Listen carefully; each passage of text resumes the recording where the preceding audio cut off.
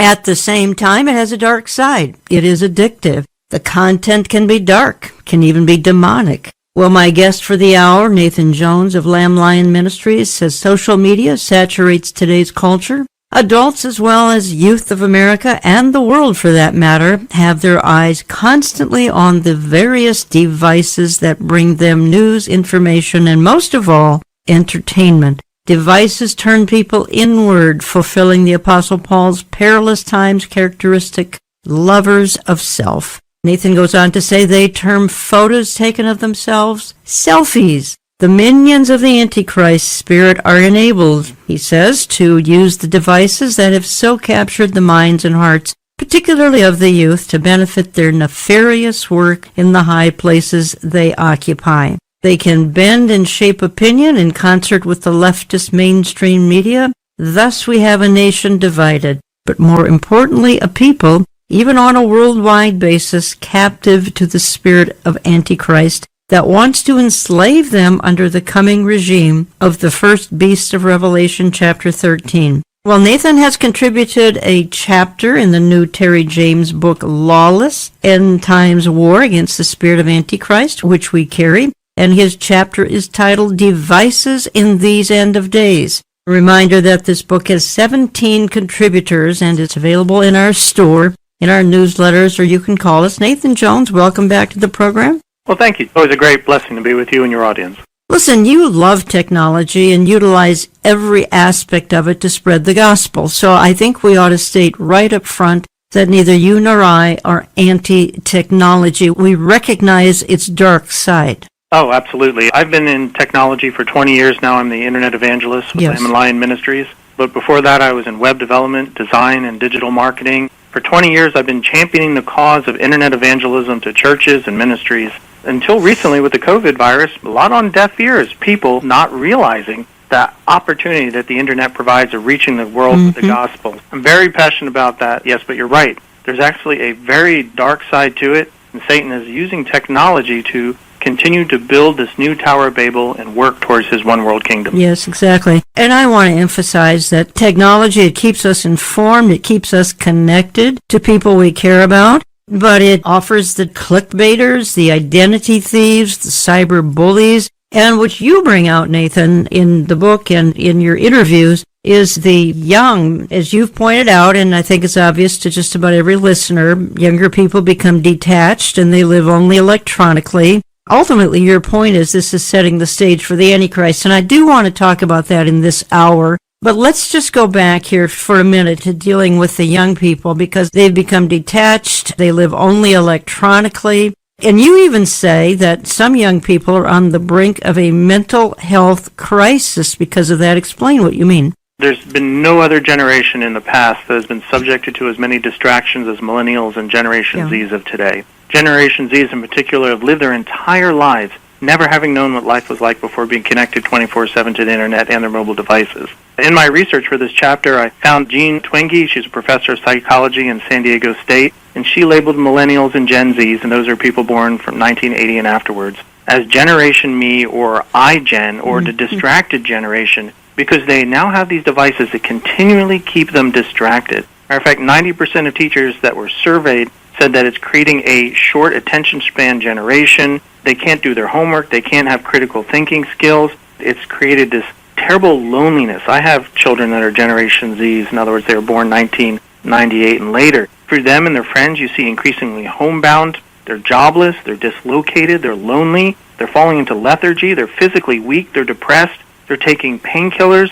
And they're 35% more likely to commit suicide than previous generations. And socially, 44% of high school seniors as of 2015 haven't even been on a date before. As our generation gets more and more connected to their devices, which supposedly connect us with other people, they're actually being disconnected from society, and it's having great adverse effects on their psychology. Yeah, I want to build on that. It happens to be a clip of you in an interview. Some of these young people are ending up with no social skills. Their only interest is devices. When it comes to Bible prophecy, people tend to come to me for the technology aspect of it because I have 20 years in the field of internet evangelism as well as the technology side of it. So Terry approached me saying, well, we're all looking at different ways how Satan is trying to build this new world order. Could you approach from the technological side, particularly devices? And I'll just tell you straight up front, I think that all of technology is working towards reprogramming humanity to a new ethos and a new culture, which is Satan's, to build this new world order. And particularly they do it through digital media, particularly the cell phone. Okay. I'll tell you, when Terry approached me, I was at a restaurant, and I saw a family of about 20 people. They had put all these chairs together, and every single person on that table was on their cell phone. Not a person was talking to them. I sat there at my table, and I watched them eat. Nobody talked. I don't even know why they were at a restaurant together. It's become the only way that Gen Zs, when I talk Gen Zs, I talk about my children's generation. It's born 1998 to 2015. Okay. The millennials are 1980 to 97. And they have grown up with technology. They don't remember a day where they weren't hooked up to the internet in some way. So, as I began researching for this, you found out that Gen Z, my children's generation, spends 6.5 hours a day connected. They prefer to connect to people over social media rather than in person. So they are now isolated onto their devices. The end result is that we now have a generation that the suicide rate has gone up 35% amongst our children. They're isolated, they're lonely. 44% of seniors in high school now haven't even gone on a date. They don't know how to do it. I've watched my own children struggle socially with people because they'd rather talk to people over their devices. And the idea goes back to the Garden of Eden, where Satan used this 5-step strategy. He wanted to distract people away from God and what was important, then to focus on self, then to break people's relationships apart, and then divide humanity. And that's where we're at. But the idea is that once you divide them, they're easy to indoctrinate, and then you build this new world order, this new culture, and this new ethos, which is secular humanism, and it's postmodernism. And that's what's controlling the new generation today. Nathan, that was a very interesting clip that I just played of you. In your chapter, you look very carefully at the smartphone. Just about every listener right now has a smartphone. And you call it a mind-altering device, and I would agree with you, but every listener who has a smartphone, they're not looking at it as some kind of a mind-altering device. It's a convenience to them. That's all. They're out running around. They got to call somebody, and it's a tremendous convenience over the old landline phone, which, by the way, some of us still have. Why are you calling it a mind-altering device? Satan always has had this strategy, and as I explained in that clip there, it's a 5-part strategy.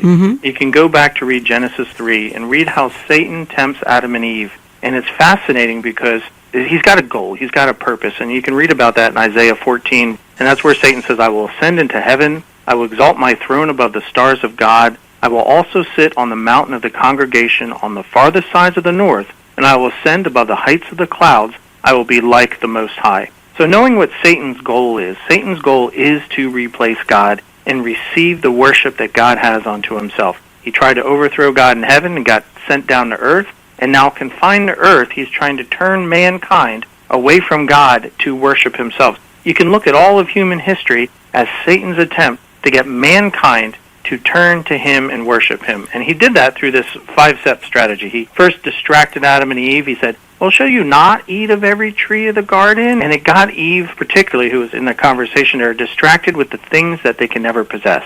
And that's one thing that the smartphone technology does, is it continually distracts us. It continually shows us a different look, more stuff you can buy, great trips, a new world that you could have but can never really possess. And so it keeps us focused then on ourselves, which is his second step. And you can see in Satan in Genesis 3:4. So you will not surely die, for God knows that in day you eat of it, your eyes will be open, you will be like God, knowing good from evil. Eve then, instead of putting her focus on Adam and God, became inward focused and self-focused. And then, of course, she ate the apple, and Adam willingly did, and that's his third step, to break people apart, break the relationship between man and woman apart, break the relationship between God and man apart, and even the animal kingdom. Animals had to be killed so there would be clothes for Adam and Eve and us today. So those relationships kept breaking apart, and you can see that Satan is always a divider, which is his fourth step. He's constantly trying to keep mankind broken apart and divided and fighting so they cannot unify and achieve the things that he wants to achieve, which again is the worship of self. His final step is to take all those disparaging, broken, conflicting relationships and then reprogram into a new ethos, a global religion, which is humanism, which we know in the tribulation will lead to eventually Satanism. and set up his kingdom where he is the center of worship. And during the tribulation time period ahead, he will achieve that. I want to play another clip because I'm kind of staying with the theme, at least for the opening few minutes, of what it's doing to teens and young adults. This is a real short clip from an online documentary called Plugged In. And again, folks, we're just sending out some warnings. If you have kids, grandkids, whatever, young people in your life, not that adults and even senior citizens aren't into technology. They are, big time. But it doesn't seem to be twisting the minds so much of adults as it is to young people. There's a new study out that's warning of the possible deadly consequences for teens using social media. Obviously, we know social media plays a role, but here we are in this day and time where you're almost not surprised that this is occurring. You know, I'm so glad that you brought this up, and I do see a connection between teen depression and social media in my practice. I mean, teen suicide has gone up a lot in the last 10 to 20 years. It's been basically a 50% increase in females under the age of 17 and a 30% increase in boys under the age of 17. Society has been gradually darkened by this scheme in which everyone is under surveillance all the time and everyone is under this mild version of behavior modification all the time.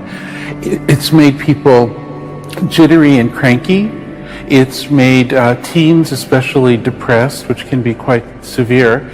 And it is a point in time where people need to hard break from some of these tools and the things that you rely on.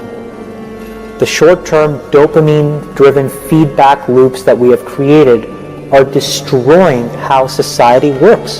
That thought process was all about how do we consume as much of your time and conscious attention as possible.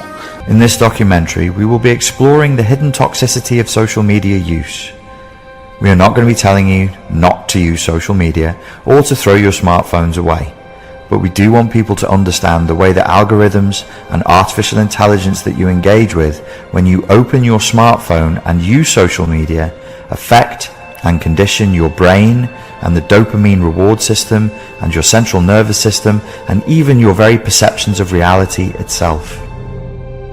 Nathan, the two things that jump out at me, and we've only been recording here less than 15 minutes, smartphone and social media, these seem to be the two instruments that control society today. I'd agree with that. What's interesting is when Terry James, who's the general editor of Lawless, tasked me with this, he wanted me to look at technology as a whole. And so what I did is I covered 6 different categories of technology: electrical power, computers, communications, e-commerce, entertainment, and security, and how they all work together, and how the ultimate combination, you call like a crossroads or the center of a spider web, is the smartphone. The smartphone is the hub of it for us. I don't think it's hard for anybody to deny that when they go outside and they watch people walking up and down the streets, they're glued to their smartphones. They're addicted to it, and it's a scary thing. Someone made an animated YouTube video recently, and it showed all these people like zombies walking around with their cell phones, and people were dying and getting robbed, and the only interest that people had was to take the pictures of it, put it on their Facebook page, and move on. And we read how in the end times that society, the love of most, will grow cold. I was sitting in an airport once, and I had a layover, and there was a young woman sitting next to me, and she spent the entire time primping herself and taking selfies, and she was totally 100% absorbed in herself. And that's not what the Bible calls us to be, right? The Bible calls us to love God and love others, to be selfless.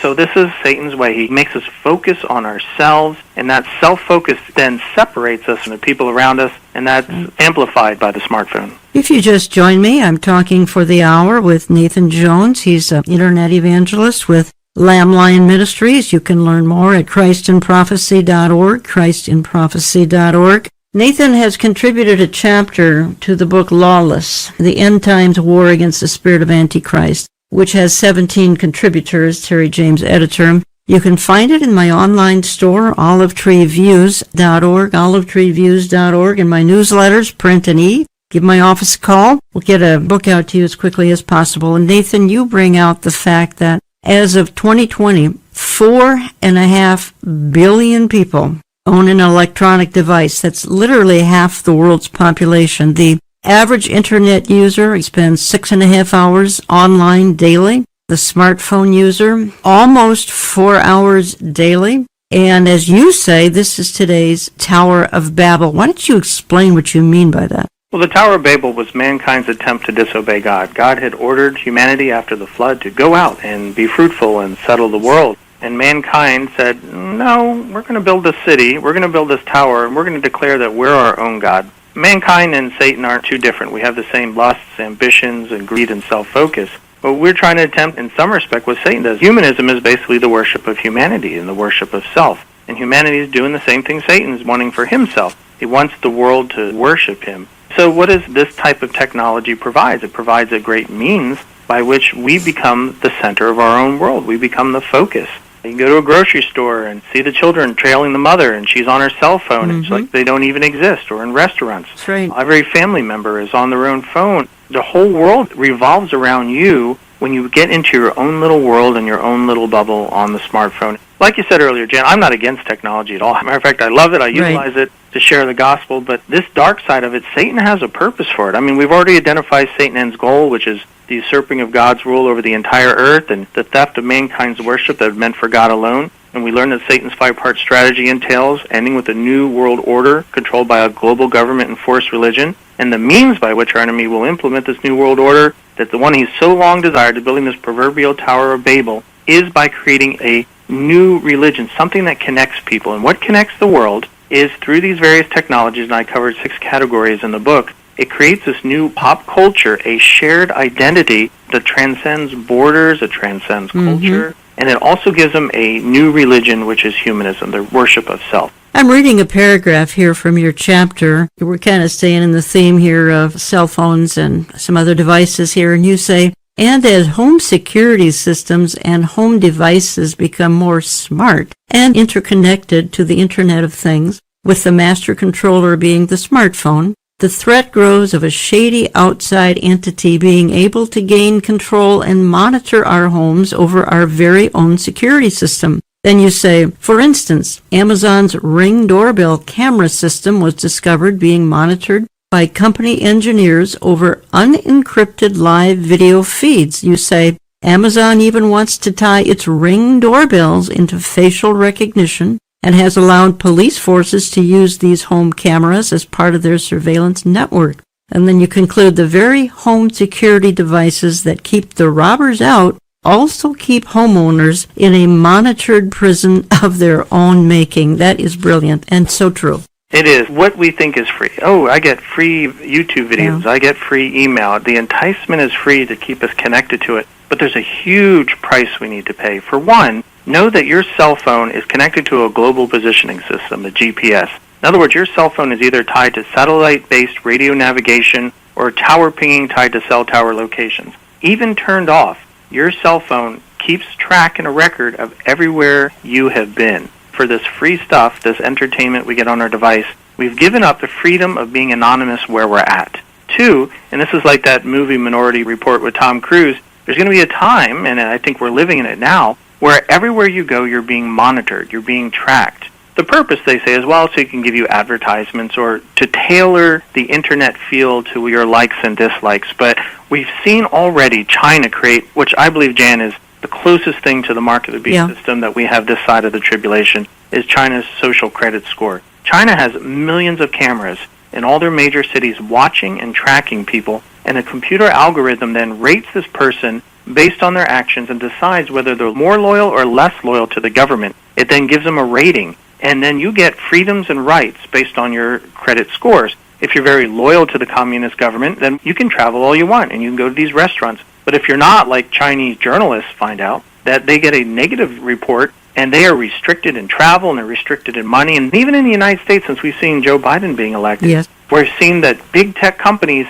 without even asking us, already begin to start implementing something like this in the way that we're being evaluated based on our beliefs and systems and shut out of the public conversation, whether they agree with us or not. This will be on a global scale at some point. I'm going to play a little clip backing up what you're saying here, Nathan. Have you ever felt like the ads that you see on your social media feed are specifically targeted to you? It's almost like the app is listening to your conversation. I know it's happened to Katie on Instagram. Yeah, Charisse, you know, my friend and I were talking about a specific cruise that she went on, and just a few minutes later, an ad for that specific cruise popped up into my Instagram feed. So it made me wonder, if they're not listening, how could that happen? Harton is my wife's grandmother's maiden name. WWL-TV photojournalist Adam Kopis and his wife named their new baby Harton. Like most new parents, they post pictures of her precious little face on social media. But Adam saw something strange online. Well, my wife just showed me the phone, which was her Facebook feed, and she told me the story of how she calls Harton Hart. And so she's always, "Hey Hart, how are you? We love you, Hart." And then she started getting some ads on Facebook for the band Heart. You're not a Heart fan? I honestly couldn't even tell you what they sang. It seems like everyone has a similar anecdote that leads many to believe the apps are listening in on their conversations. Even members of Congress questioned Facebook CEO Mark Zuckerberg about it. You're talking about this conspiracy theory that gets passed around that we listen to what's going on your microphone and use that for ads. Right. We don't do that. I wanted to test it out, so we started with Instagram. With my Instagram app open on my phone, Charisse and I started talking about all kinds of stuff. Tell me about your trip. Where'd you go? I think we did brunch at my Airbnb that I rented, and it was actually a gorgeous Airbnb. I have not searched Airbnb on my phone. I don't have the app, and it only took 20 minutes into our conversation for this to happen. There's an ad for Airbnb. Nathan, I've actually covered this topic on air a few times. Billy Crone, Eric Barger have talked about this tracking. I think the average listener, if they didn't hear those programs, they have no idea what a victim they are when it comes to tracking. Oh, you're not kidding. I mean, the security technology we have today is really Orwellian. Yeah. There's a constant monitoring, be it cameras and microphones, smart assistants. I got a friend of mine who got Google Home, and Google Home is always there, ready, listening, waiting for a command. Hey, Google, do this or do that. Google even manages your finances. It controls your thermostat. As a matter of fact, in 2014, Amazon unveiled the Echo speaker, which features Alexa. You know, it's its voice-activated virtual assistant. They had hired armies of low-paid Amazon employees to listen in and transcribe people's conversations and gleaning very personal information from that. In my research for this book, I found many different examples of companies who, on the surface, like that Zuckerberg clip, said, no, we're not doing it. Oh, yes, they are. They are very much listening to you because that's what the thing does. It's meant to listen to your voice command, but it's not just stop listening as soon as you stop giving the command. It's picking up information ideas. Now, primarily to sell you products. Yes. That's his purpose. Yes. That'd be fine if the data disappeared afterwards, but it doesn't. That's right. Huge data centers have been built all over to store the history of all your data, and it's being used against people. That TV show, The Flash, one of those superhero TV shows, they fired one of their actors recently for a tweet he said when he was 12 years old. Talking to Nathan Jones for the hour. You can reach him at christianprophecy.org. He's a part of Dave Reagan's Lamb Ministries as an internet evangelist. Yep, you heard that right. In the 21st century, we need internet evangelists because there's a bright side to technology, and that is it gets the gospel around the world in a heartbeat. That is what Nathan does on a full-time job. But here's where I kind of want to go yet. Cashless is coming, a cashless society. You say, Nathan, you say that all of this, and we've kind of already made some implications here, that all of this is setting the stage for the Antichrist, and we need to explain just how. And again, just because somebody is using technology, smartphone, on social media, and clearly social media has revolutionized the world for good and for bad. It's certainly keeping people connected, and that's usually a good thing. But how in the world are all of these things setting the stage for the Antichrist? What about e-marketing? What about places like Amazon? Do you know that the top 100 online marketplace outfits in 2019 sold, now get this, a total of $203 trillion in product? That's online. You wonder why brick and mortar stores are fading. They're a 20th century phenomenon, certainly not 21st century, because all of what we're talking about came along here in the last 15 to 20 years and bumped everything else, the shopping mall and more, into ancient history. We need to talk about some of these things, but what I'm really interested in is how all of this would play into Bible prophecy, and we'll talk more about that in just a minute. So don't go away, we're coming right back. When Elias Brotberger goes to work, he doesn't need ID, and he doesn't need money. In fact, much of what he needs to get through the day is hidden right there, just below the surface, in his hand. People who work here can be chipped to gain entry to the building and various services. I've just been chipped myself. The microchip that serves as his keys, his ID, and his wallet. There's like a long grain of rice. This is fiberglass, so it's very, very tough material. To be honest, you'd be more likely to break several bones in your hand than break this chip. In Sweden, the microchips are already here.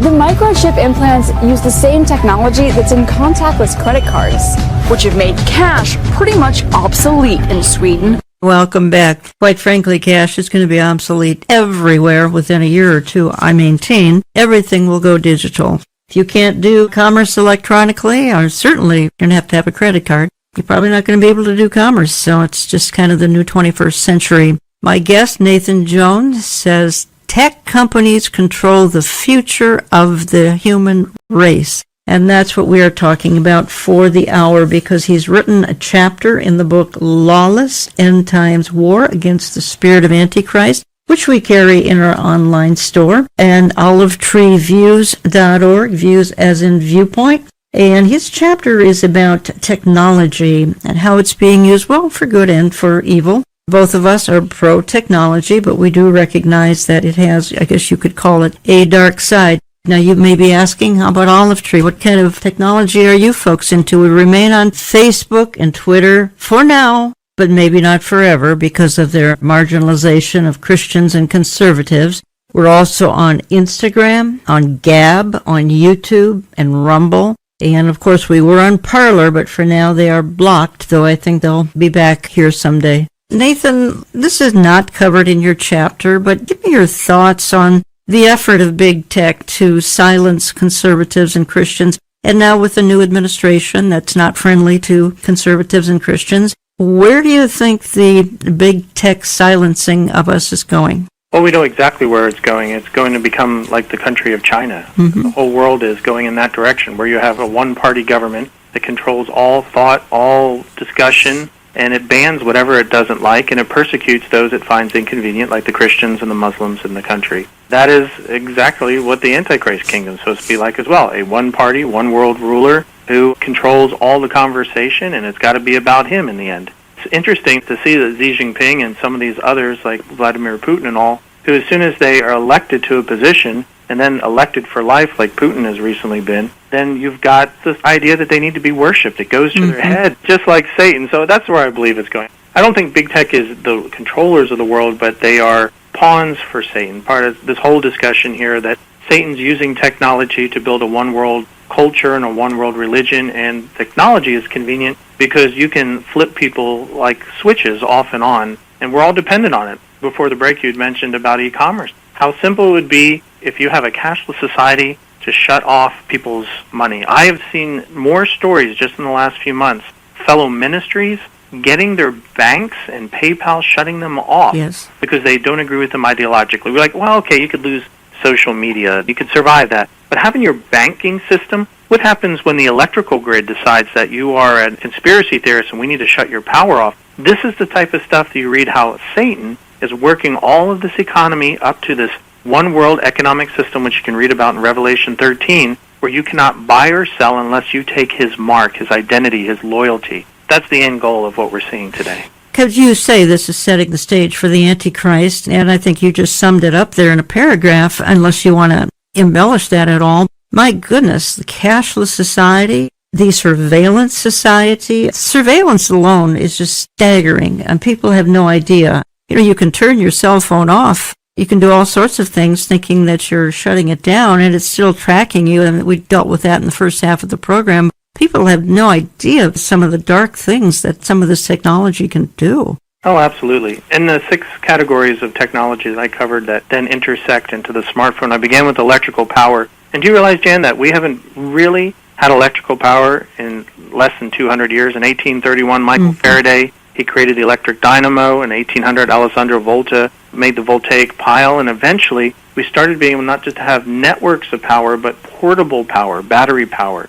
President Biden said he wants to turn the entire federal fleet of vehicles to electric power. Well, How do you shut off people's ability to travel if you want? You give them electric cars and they're self-driving. I mean, for all these freedoms and conveniences, there's a huge price to be paid. I then went into the second category about computers, and it's really since the 1940s. Before that, the abacus was the only computer the world knew. Now, as of 2020, last year, the average person's owned 6.58 computer devices, adding up to nearly 50 billion devices operating worldwide. I was at a conference last year in Las Vegas, and the whole discussion was, where is artificial intelligence going?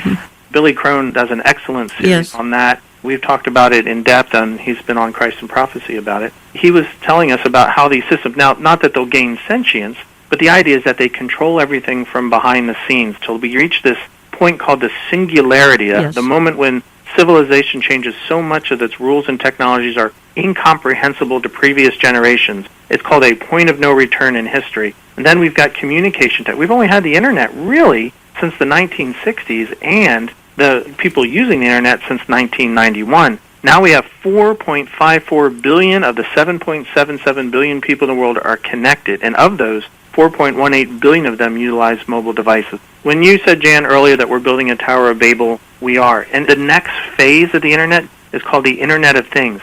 Every single device you own will be connected to the internet. Your refrigerator will tell you when you're out of yogurt. Your car will call your cell phone and let you know a tire's low. Everything that you own will be connected to the internet and give you conveniences, but at the same time also watch you like a bird in a cage. Yeah, the voting machine may be tied to the internet as well, which does not bode well for future elections. Going back to e-commerce here just a moment, because let's face it, the richest man in the world, Jeff Bezos, because of his e-commerce brilliance. Again, malls are closing around the world. I gave the figure of $203 trillion sold in 2019 in online marketing. Probably the biggest change in my lifetime is to see shopping malls close. I never thought I'd see the day. I love to watch the YouTube channel called Retail Archaeology. And it's this gentleman who goes into malls that are abandoned, and it's like ghost towns.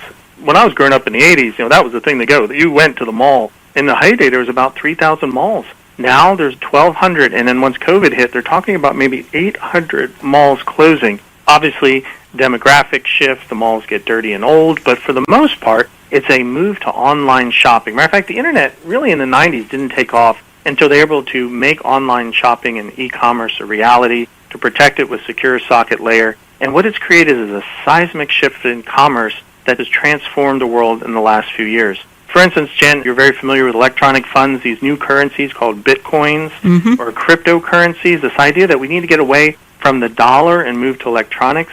I do carry cash in my wallet, but I use a credit card for every transaction imaginable. We've been using all this money, and yet at the same time we're hearing these same companies who we thought were apolitical, like banks and PayPal and others, turn around and decide, well, we don't like what you're saying, we're going to cut you off. American Family Association just recently got cut off from their banks. I've known a few ministers get cut off by PayPal. If you move to a totally cashless society, it is moving in that direction. Matter of fact, in 2023, Sweden is going to try to run all cashless. Maybe this COVID epidemic will speed that along. I know we had coin shortages this year. The whole world now thinks money is dirty and shouldn't be handed around. I think we're seeing a huge push to get to a cashless society and away from a paper money society. And when all your money is virtual, then all it takes is a bank or a government to decide, I don't agree with you, you have no access to your money anymore. You're listening to Understanding the Times Radio. I have online from Texas Nathan Jones. He is, interestingly enough, the Internet evangelist with Lamb Lion Ministry. You can learn more at ChristandProphecy.org. ChristandProphecy.org, Dave Reagan's wonderful ministry. They're out of Dallas, Texas. We're talking about technology because Nathan has contributed a chapter in Lawless, End Times War Against the Spirit of Antichrist. I have a chapter in here as well. Terry James is general editor. There are 17 contributors to the book. You can find it in my store at olivetreeviews.org. Other contributors, Wilfred Hahn, Damon Duck, Nathan, Ryan Peterson, Todd Strandberg, Jonathan Brentner, Pete Garcia, Mike Gendron, Tom Hughes, Jim Fletcher, Dave Reagan, and others have contributed to this outstanding resource on documenting the tide of our times, Lawless End Times War Against the Spirit of Antichrist. We're playing off of Nathan Jones' chapter on technology. And Nathan, I don't quite want to let the hour get away without continuing for just another minute or two on social media, because there are 3.8 billion users of social media, which that is staggering.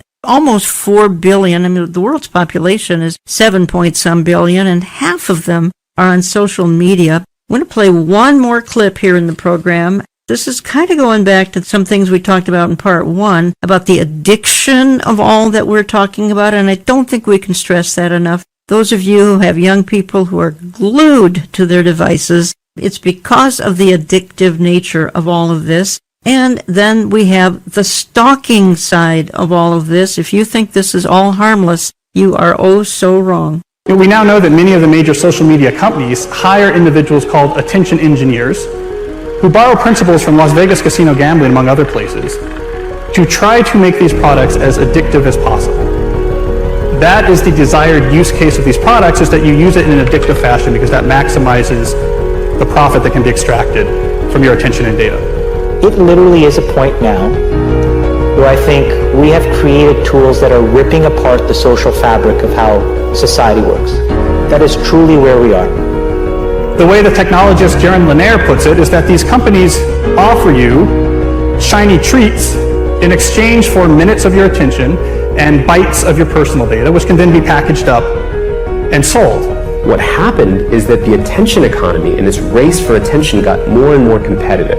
And the more competitive it got to get people's attention on, say, a news website, the more they need to add these design principles, these more manipulative design tactics, as ways of holding on to your attention. You don't realize it, but you are being programmed. Social media tools are designed to be addictive. The actual desired use case of these tools is that you fragment your attention as much as possible throughout your waking hours. That's how these tools are designed to use.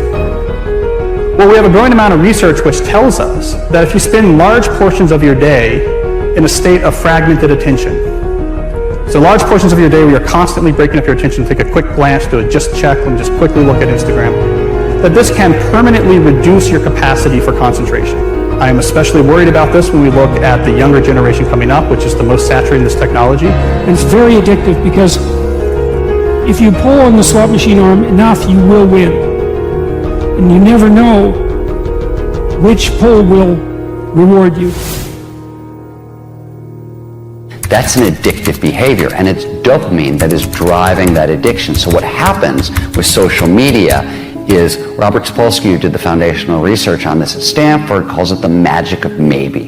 When you look at your phone and maybe there's a text there and maybe there's not, and you don't know, when it shows up, that high you get, that's dopamine. It's the magic of maybe. Maybe it'll be there, maybe it won't. When it shows up, you get a 400% spike in dopamine. That is roughly the same amount of dopamine as you're getting from cocaine. It's slightly less than an extremely addictive drug like cocaine. And that's what's happening. We really care what other people think of us. So for example, when you upload a new photo, a new profile photo of yourself on Facebook, that's a moment where our mind is very vulnerable to knowing what other people think of my new profile photo. And so when we get new likes on our profile photo, Facebook, knowing this, could actually message me and say, oh, you have new likes on your profile photo. And it knows that we'll be vulnerable to that moment because we all really care about when we're tagged in a photo or when we have a new profile photo. And the thing is that they control the dial, the technology companies control the dial for when and how long your profile photo shows up on other people's news feeds. So they can orchestrate it so that other people more often end up liking your profile photo over a delayed period of time, for example, so that you end up having to more frequently come back and see what the new likes are. And it's literally rewiring our brain. Even social media, the challenge is, with these terms like Facebook depression and everything, because what's that? This is social media depression because whereas everyone's looking at their feed and they're comparing their lives to other people, their highlights of other people's lives. Wow. And there's actually less life satisfaction, more sadness, depression, and stuff like that. And it's interesting because if you think about things that, routinely produce a lot of dopamine, alcohol, for example, there's a drinking age, right? We have a drinking age. The alcohol releases a whole lot of dopamine. It makes you feel really, really good. We say, okay, you can have that, but you've got to wait. You've got to be 21 years old. We don't do that with social media. We're, essentially putting highly addictive drugs into the hands of kids before they have any natural defenses against them. And what you're seeing with internet addiction, with social media addiction, the same thing over and over. It's people trying to change their state of consciousness with a device trying to get at the underlying neurochemical. Nathan Jones, these are tech giants talking. These were heads of Instagram, you name it, that were talking in that clip. I'm just catching my breath here after listening to that. That reminds me so much. If you have a Netflix account, I highly recommend the program Social Dilemma. It's a documentary from former big tech people who started social media and then they're no longer in it and realize what a monster they made. And what really caught me is one line is that you think that they're selling advertising to the user. They're not. They're selling your attention to the advertiser. You're the commodity, not the commodity being sold to you. I tell you, Jen, that just blew my mind. We are like the Matrix. We're plugged in. We're the batteries running the Matrix. We're not the ones living in the Matrix. Social media users, almost 4 billion people, are tapped into some of the things that we're talking about here. I'm going back to the chapter in your book, talking to Nathan Jones from Lamb Lion Ministries, ChristandProphecy.org. And the book is in my online store. You can call my office. It's in our print at e-newsletter. Going back to the issue of entertainment, because I think this is so important here for the 21st century and all the things being tapped into. YouTube, 2 billion users of YouTube. I use it every day. As a matter of fact, I can be on it about just 2 hours a day. It's in 80 different languages. It's owned by Google, of course. We post our radio programs to YouTube. But folks, it's a more visual form. All the videos we're playing, we show you. It's posted to our website under radio, the video form. So if you'd like to see, you'll remember a whole lot more if you see some of the things we show you. But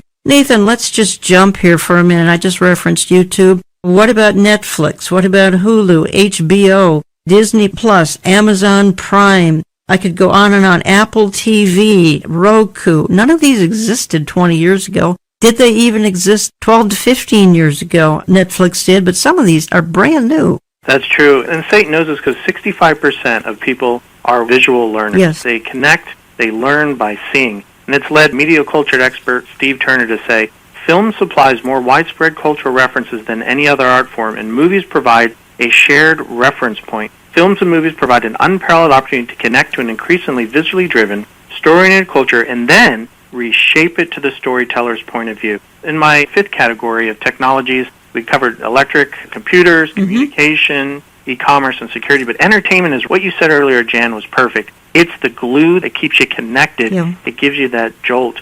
So we've got what's called short-form video, which is YouTube, more accessible, easy to make, and long-term, which is your traditional movies and documentaries and TV shows. Also under entertainment is gaming and social media. So let's look at YouTube here. It's only been around since 2005, so this year it'll reach 16 years. That's all it's been on.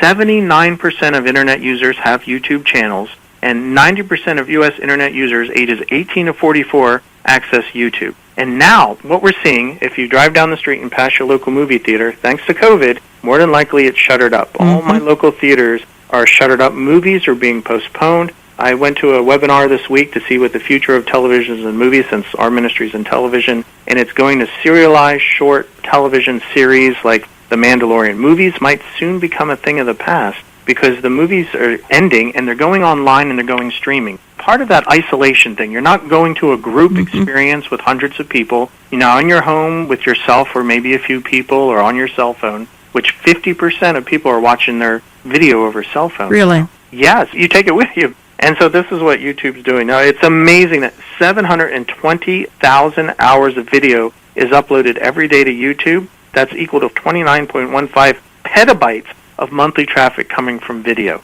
You realize when you see these statistics that people are connected to YouTube like there's no other. Yeah. And they're increasingly connecting to their television and movies through these online streaming platforms, Crackle and Netflix and now Disney Plus and stuff like that. It's the glue that keeps us connected to our cell phones. If you're not getting your dopamine kick out of your social media, then, why don't I watch a YouTube video? You don't see the world around you anymore. And again, you're trapped in your own little world, and you're sharing that unified culture. And that's where we get back to this, Jan. The idea of having this online media is to develop a new culture and a new ethos.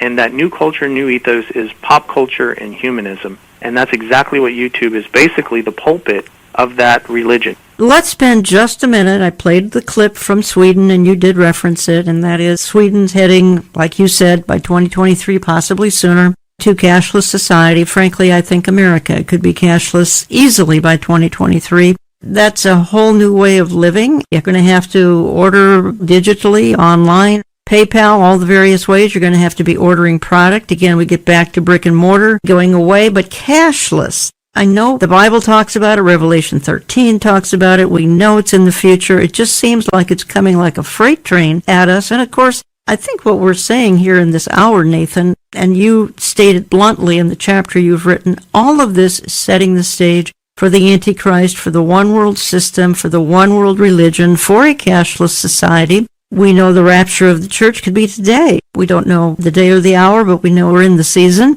Give me your thoughts on this freight train coming at us, roaring this cashless society. What we're looking at is a transition of our society away from its historical, modernist, logic-based thinking to a postmodernist, relativistic, feeling-based, post-Christian era. Matter of fact, evangelism expert Rick Richardson describes the characters of this brave new postmodern culture as, this is this new culture that we're coming here, that people are their own gods, that they engage in identity politics, they're rampantly distrustful of authority, they hold a general belief that love rules, they have an overt fear of the patriarchy, they readily discard whatever came before, and they tend to view Christians as self-serving. This is Satan's new ethos, carefully indoctrinating the masses worldwide by an ever-present, ever-watching smartphones, and thus we're creating the new global culture. If you want to sum it up, it's a pro-humanist, anti-Christian, having a form of godliness but denying its power, end-of-day culture, just as Paul warned Timothy in 2 Timothy 3. Jan, I don't think it's a matter of, is this coming down the line? It's now. The cashless part, I recently read that the Fed wants to release its own currency called the Fed and to replace the dollar. That's one of the final components. Driverless cars, they want people on their cell phones and not driving. If a computer's controlling your car, you're not. Again and again, we give up our freedoms for conveniences. People who give up freedoms, they're slaves, and that's what the Antichrist is working towards.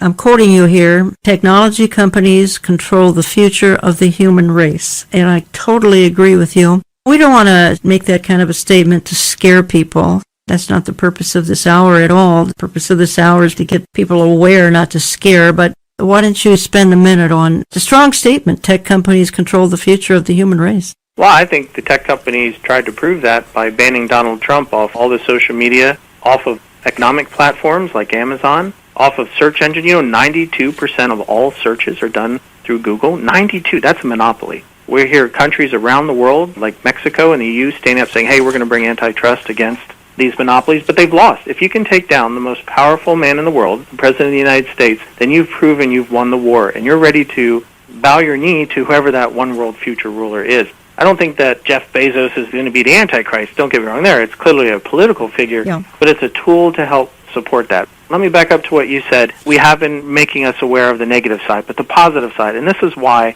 I've been teaching and preaching internet evangelism for 20 years, is because it's a wonderful site. No time in human history has God given us the ability to share the gospel worldwide. Sure, we're starting to erode the freedoms and ability to share it, but God wants us to share the gospel. I minister to people around the world all day long without ever leaving Dallas. It's a wonderful, wonderful thing. I share the gospel with Muslims. You share them over the radio wave. The Lord is giving us this tool. It's a double-edged sword. We use the good side of it to share the gospel and get it out in the short time the Lord has. And when the church is raptured away, then that's when it's only going to be a one-sided sword, and it'll come down on people and restrict them. But for now, it's a two-edged sword. The Lord's given us time to use it so we can all be internet evangelists. Very well stated, Nathan, and I think that's the upside of this hour. We've talked about some grim statistics here and all, and we've talked about the addiction to all of this. We've talked about the tracking. Some of that's very, very negative. I've given statistics. Billions of people are tapped into technology. Billions, folks. That's billions with a B. It's half the world is tied into the things that we're talking about. You wonder, Nathan, just who isn't tied into technology. I can't imagine. You've got some fairly remote jungle dwellers, and they've got a cell phone, for Pete's sake. Oh, yes. I was just reading today how Elon Musk is putting up more SpaceX satellites to give internet access to people on the polar caps.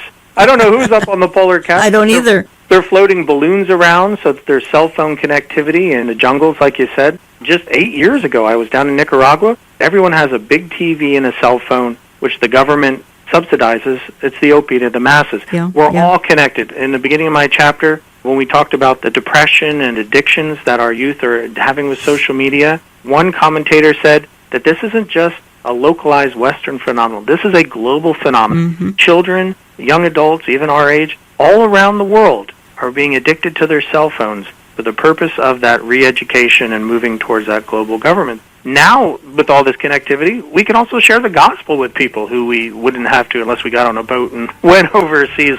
It's a fascinating time to live in, dangerous, but also exciting, and I think it's a sign of the end times that Jesus Christ is coming soon. Connect with Nathan at ChristinProphecy.org. You can find the book Lawless End Times War Against the Spirit of Antichrist. You can find it in my store. You can give us a call. You can find it in my print and e-newsletter. And Nathan, thank you for your contribution, and thank you for all you do in your online outreach and on Christ in Prophecy TV, which I watch and love. Let me just go out of the program here with a sentence or two, because the emphasis of this hour was not so much to focus on tools of the Antichrist as it was to remind you that his kingdom has major players, and they are the primary movers and shakers of our generation. And let's make the best use out of today's technology by using it to spread the gospel of Jesus Christ while we have the freedom to do so. Those freedoms are vanishing. They could be completely gone in a year or two, and that's tragic to say, but I think it's reality. The Bible says now is the day of salvation, and the Bible says that you and I are to occupy until he comes. To occupy by spreading the good news that Jesus Christ came to live and die so that mankind might have eternal life. I want to thank you for listening, and we'll talk to you again next week.